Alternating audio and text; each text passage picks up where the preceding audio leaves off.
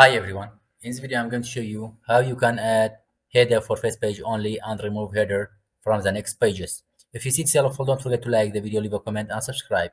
Let's start. First, for example, I'm in home section. Go to view, select multiple pages. Now I have these 3 pages. To insert header, just from insert, from here select header. Which type? For example, I selected this type. Great. Now from here, you see, select different first page.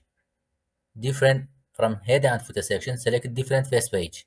Now you can type anything. For example, ENG-School. Select it, and from home, change its size. You can change its color. You can change its color, type, text style. Okay. Now, if you want to remove this, just select it and delete. You see, the header, remove it from the next pages. That's all. Have a nice time.